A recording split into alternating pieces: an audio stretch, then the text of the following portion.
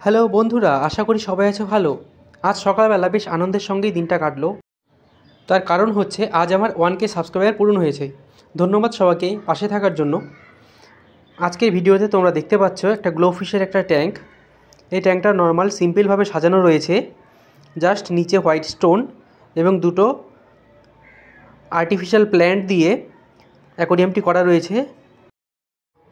পিছনে এক কালারের একটা ব্যাকগ্রাউন্ড স্টিকার লাগানো রয়েছে এবং একটি ইন্টারনাল ফিল্টার লাগানো রয়েছে।